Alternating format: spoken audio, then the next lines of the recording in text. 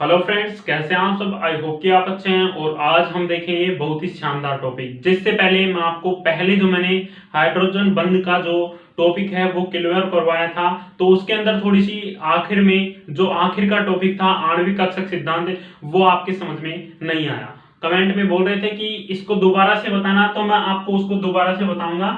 तो देखिए हमने क्या पढ़ा हाइड्रोजन बंद के अंदर, हमने क्या क्या पढ़ लिया और क्या हमारे जो लास्ट का टॉपिक है वो समझ में नहीं आया, तो उसको हम दोबारा देख लेंगे। कोई टेंशन वाली बात नहीं है। आप कमेंट बॉक्स में बता दें, जो चीज आपको समझ में नहीं आती है वो मैं आपको क्लियर करवा दूंगा। तो देखिए आज हमारी इनऑर्गेनिक केमिस्ट्री जो है वो लगभग लगभग पूर्ण हो जाएगी। उसके महत्वपूर्ण टॉपिक पूर्ण हो जाएंगे। ऐसे तो बहुत बड़ी है, उसको आपको पढ़ लेना है। आप खुद स्वयं पढ़िएगा बुक के अंदर से। तो मैंने आपको महत्वपूर्ण टॉपिक करवा दिए हैं और आज एक टॉपिक और है, उसको क्लियर करते ही फिर हम करेंगे या तो जूलॉजी या बॉटनी। आप कमेंट बॉक्स में बताएं कि जूलॉजी की करें, इसके यूनिट फर्स्ट कर लेंगे। यूनिट फर्स्ट करने के बाद में यूनिट सेकंड बाद में चालू करेंगे, पहले दूसरी बुक की यूनिट फर्स्ट करेंगे। तो आप कमेंट बॉक्स में जरूर बताइएगा कि कौन सी यूनिट की जो कौन सी बुक है, जूलॉजी, बॉटनी या फिर इनऑर्गेनिक केमिस्ट्री या फिजिकल केमिस्ट्री, तो इनके बारे में हम चालू करें। तो आप जरूर बताइएगा। तो देखते हैं, यहां पर हमने सर्वप्रथम क्लियर किया हाइड्रोजन बंद। देखिए सर्वप्रथम क्या था हमारे पास, हाइड्रोजन को मैं एच से ही लिख रहा हूं, हाइड्रोजन बंद। एच प्रतीक आप जानते हो हाइड्रोजन का, एच है वो पूरी 20 तक आप याद कर लेना। जैसे कि hydrogen, beryllium, lithium, sodium, potassium वो वगैरह है ना, उनको आप पूरे को याद कर लेना। और यदि आपको ये तत्व और इनके जो नाम हैं, तत्व और उनके रासायनिक नाम है वो याद नहीं है, तो मेरे को बताइए, मैं आपको यहाँ पर याद करवाऊंगा। आप कमेंट बॉक्स में बताइएंगे, कोई वो बात नहीं है। उनको पहले हम क्लियर कर लेंगे, जब ही आपकी केमिस्ट्री, इनऑर्गेनिक केमिस्ट्री तभी समझ में आएगी। तो देखिए हाइड्रोजन बंद है, इसके बारे में हमने सर्वप्रथम देख लिया था। फिर हमने देखे थे, पहला देखा हमने क्या, हाइड्रोजन बंद। फिर देखिए हाइड्रोजन बंद के, हाइड्रोजन बंद के लक्षण। फिर हमने देखा हाइड्रोजन बंद के लक्षण। लक्षण क्लियर करने के बाद में हमने देखे हाइड्रोजन बंध के प्रकार। क्या देखे, हाइड्रोजन बंध के प्रकार। हाइड्रोजन बंध के प्रकार देख ली। प्रकार के बाद में हमने क्लियर किया हाइड्रोजन बंध के प्रकार कितने होते थे। हाइड्रोजन बंध के जो प्रकार हैं वो दो प्रकार होते थे। कौन कौन से होते थे, पहला है अंतराणुक, अंतराणुक हाइड्रोजन बंध, पहला यही था। दूसरा था हमारा अंतः अणुक हाइड्रोजन बंध, अंतः अणुक हाइड्रोजन बंध। तो ये थे हमारे हाइड्रोजन बंध के प्रकार। ये रिवीजन, थोड़ा सा रिवीजन टाइप में कर लीजिए आप। कोई इसको देखने से आपको याद ही होगा, ये नहीं है कि वो होगा। फिर आखिरी जो टॉपिक है उसको करेंगे हम, ये कर लिए। फिर हमारा था हाइड्रोजन बंध की प्रकृति। फिर टॉपिक था हमारा हाइड्रोजन बंध की प्रकृति। हाइड्रोजन बंध की प्रकृति जो थी, इसके अंदर हमने क्या किया था कि पहली जो पहला था वो क्या था, पहला था स्थिर वैद्युत सिद्धांत।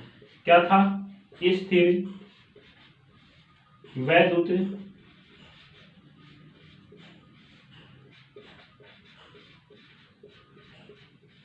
सिद्धांत, पहला हमारा हो गया था स्थिर वैद्युत सिद्धांत।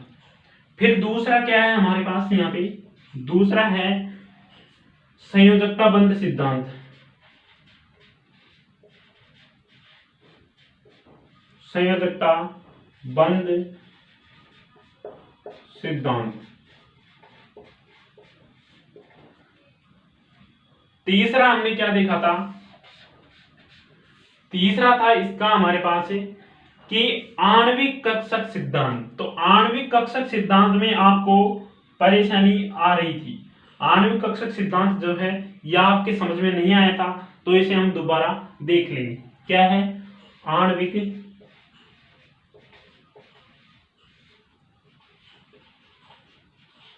कक्षक सिद्धांत, सिद्धांत लिख लीजिएगा। आणविक कक्षक सिद्धांत। तो देखिए आपके समझ में आ गया हाइड्रोजन बंध जो था उसके अंदर हमने पहले किया हाइड्रोजन बंध के लक्षण, फिर इसके प्रकार, दो प्रकार होते थे, अंतराणु का हाइड्रोजन बंध और अंतःअणु का हाइड्रोजन बंध। फिर इसकी प्रकृति देखी, प्रकृति स्थिर वैद्युत सिद्धांत, संयोजकता बंध सिद्धांत और आणविक कक्षक सिद्धांत के आधार पर देखा। तो आणविक कक्षक सिद्धांत जो है इसको हम देखते हैं दोबारा से। तो आणविक कक्षक सिद्धांत को आप यहाँ पर टॉपिक डालेगा आणविक कक्षक सिद्धांत, और फिर इसको हम देखते हैं यहाँ पर हाइड्रोजन बंध के अंदर आप यहाँ पर टॉपिक डालेगा आणविक कक्षक सिद्धांत।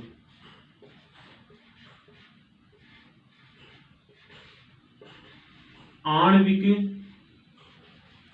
कक्षक सिद्धांत, आणविक कक्षक सिद्धांत।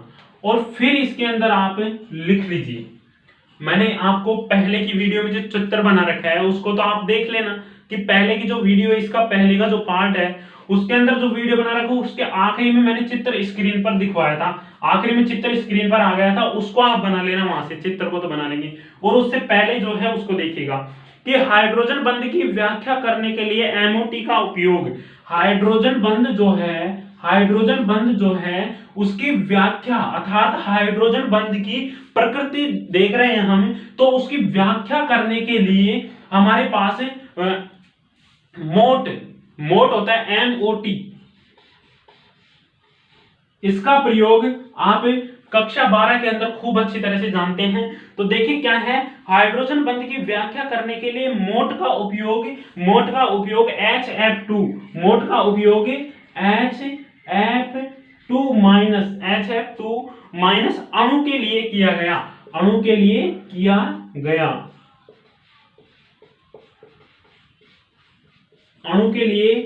किया गया। अब देखिए एक बार देखिए कि हाइड्रोजन बंध जो है उसकी व्याख्या करने के लिए हमने मोट का उपयोग HF2 माइनस अणु के लिए किया गया। ये लाइन आपके क्लियर है कि हाइड्रोजन बंध की व्याख्या करने के लिए MOT का उपयोग HF2 माइनस अणु के लिए किया गया। आगे देखिएगा, आगे क्या है, इसके अनुसार हाइड्रोजन के एक 1s1 कक्षक, इसके अनुसार हाइड्रोजन जो होता है उसके एक 1s1 कक्षक, हाइड्रोजन के एक 1s1 कक्षक फ्लोरीन के एक, हाइड्रोजन का एक 1s कक्षक फ्लोरीन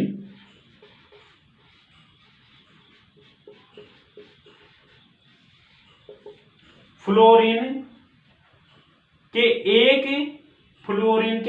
2pz1, फ्लोरीन के एक 2pz1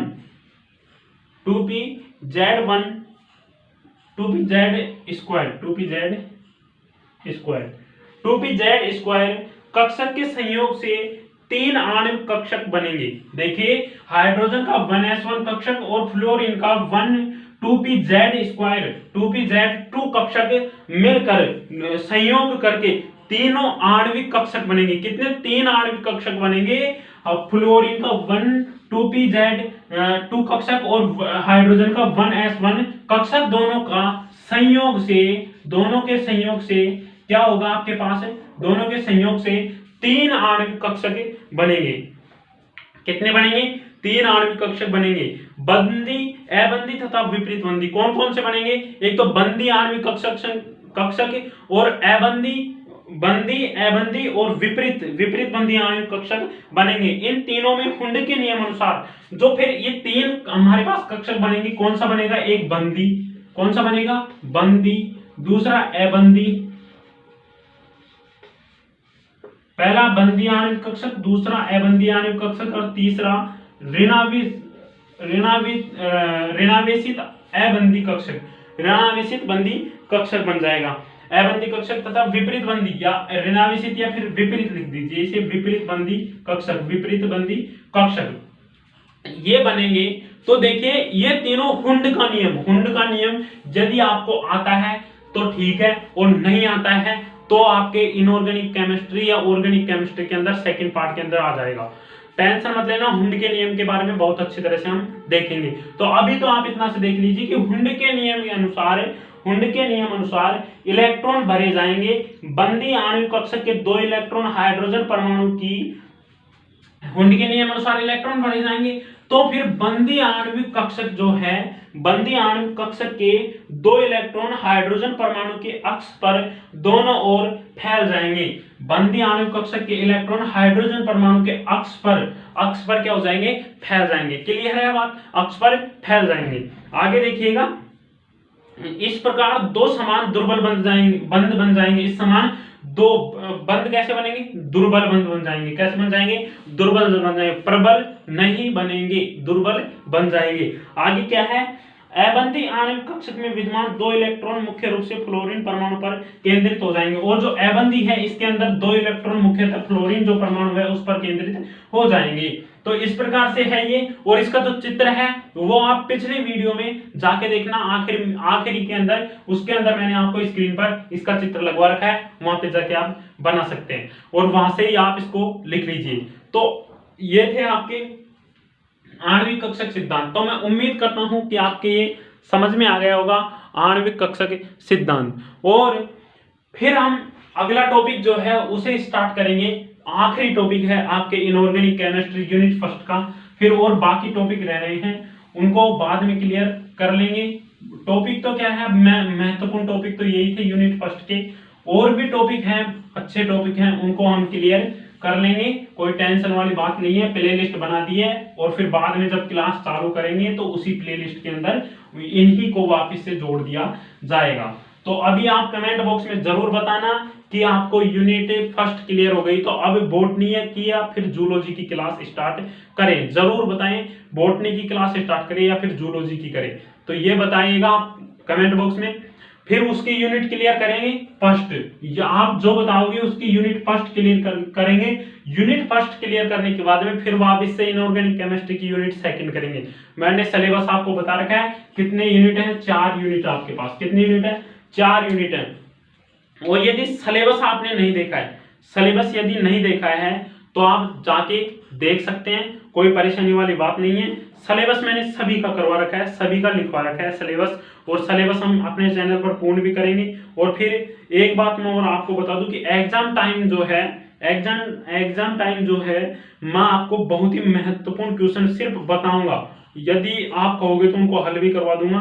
उन क्वेश्चनों को बताऊंगा तो उन क्वेश्चनों को फिर आपको फट के ही जाना है।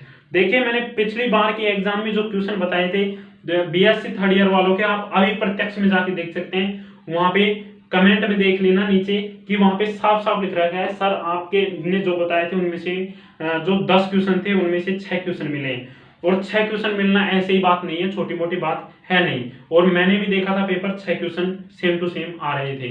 तो इसलिए आप रेगुलरिटी बनाए रखें और ज्यादा से ज्यादा क्लास को शेयर करें। और थोड़े दिन बाद हम लाइव क्लासेस चालू कर देंगे। अभी क्या है, थोड़ी सी समस्या है, थोड़े मतलब उस प्रकार की सुविधा नहीं है, लाइव क्लास चालू करने के लिए वो सुविधा नहीं है। तो वो सुविधा अभी उपलब्ध हो जाएगी 2-3 दिन के अंदर, तो फिर हम लाइव क्लासेस चालू कर देंगे। तो अगला जो लास्ट टॉपिक है हमारा वो कौन सा है उसे देखिएगा, उसको देखिएगा कि MgSO4, यहाँ पे लिखिएगा MgSO4, क्या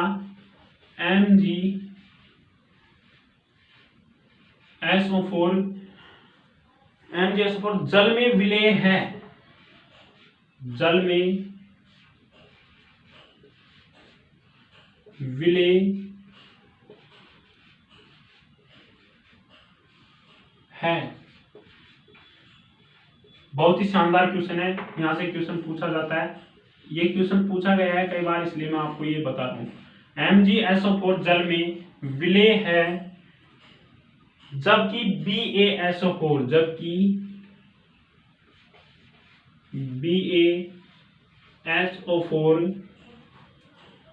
अविलेय है।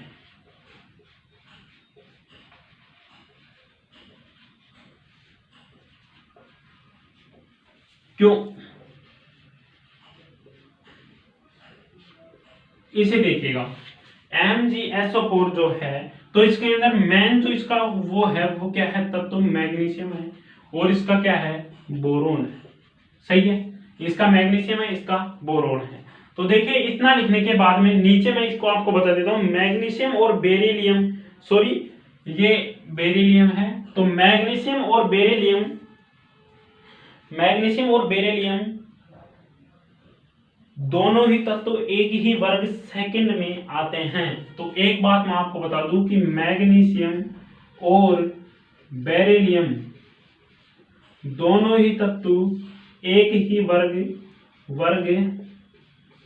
सेकंड के अंदर आते हैं। दोनों ही तत्व एक ही वर्ग सेकंड के अंदर आते हैं। तो आप लिखिएगा, पहले लिख लीजिए, मैग्नीशियम और बेरिलियम दोनों ही तत्व एक ही वर्ग सेकंड में आते हैं तथा मैग्नीशियम का आकार बेरिलियम की तुलना में कम है। अतः मैग्नीशियम आयन के लिए जालक ऊर्जा व जलयोजन ऊर्जा दोनों के ही मान बेरिलियम आयन की तुलना में अधिक होंगे। मैग्नीशियम Mg+2 आयन के लिए, देखिए मैग्नीशियम Mg+2 आयन के लिए जालक ऊर्जा का मान इतना अधिक नहीं बढ़ पाता है जितना मान जलयोजन ऊर्जा का बढ़ जाता है। इसी कारण मैग्नीशियम सल्फेट जल में घुलनशील है, जबकि बेरिलियम सल्फेट के लिए जलयोजन ऊर्जा का मान जालक ऊर्जा के मान से कम रहता है, इसलिए बेरिलियम सल्फेट जल में अविलेय है। तो देखिए दोस्तों, इसको तो आपको याद कर लेना है और मैं थोड़ा सा बता देता हूं कि यह है मैग्नीशियम सल्फेट और यह है क्या, बेरिलियम सल्फेट। तो मैग्नीशियम सल्फेट का आकार बेरिलियम सल्फेट की आकार की तुलना में कम होता है। क्या होता है, मैग्नीशियम का आकार बेरिलियम की तुलना में कम होता है। मैग्नीशियम का आकार क्या होता है, बेरिलियम की तुलना में छोटा होता है, अर्थात इसका कम होता है। क्या होता है, कम होता है। इसी कारण से क्या होता है, मैग्नीशियम आयन के लिए जालक ऊर्जा और जलयोजन ऊर्जा दोनों ही मान बेरिलियम आयन के लिए जालक ऊर्जा दोनों ही मान बेरिलियम के आयन की तुलना में अधिक होंगे। देखिए इसकी मैग्नीशियम की जलयोजन ऊर्जा और आयनिक ऊर्जा जो है इसकी तुलना में दोनों ही कम होंगे, क्योंकि इसका आकार भी छोटा है तो इसलिए इसके कम होंगे। इसलिए Mg मैग्नीशियम+2 आयन के लिए जालक ऊर्जा का मान इतना अधिक नहीं बढ़ा पाता है। जो Mg जो है वो +2 जालक ऊर्जा के लिए मान इतना नहीं बढ़ा पाता है। और इसी कारण से क्या होता है कि बेरिलियम जो है जल में घुलनशील है, जबकि वो मैग्नीशियम जल में घुलनशील है, जबकि बेरिलियम अविलेय है। तो इसको आपको याद करने की जरूरत है, समझाने की कोई जरूरत नहीं है, वरना समझाने में तो आपको पता है टाइम लगता है कोई, तो इसको आप याद कर लेंगे। बीएससी कर रहे हैं, कोई छोटी वो नहीं है, तो आप याद कर सकते हैं कोई। तो मैं उम्मीद करता हूं कि आपको क्लास अच्छी लगी है, तो ज्यादा से ज्यादा क्लास को शेयर करें। जय हिंद दोस्तों, ये था हमारा इनऑर्गेनिक केमिस्ट्री यूनिट फर्स्ट का समाप्त टॉपिक। अब कल से आप कमेंट बॉक्स में बताएंगे, उसी को स्टार्ट करेंगे। जय हिंद दोस्तों, धन्यवाद, जय हिंद।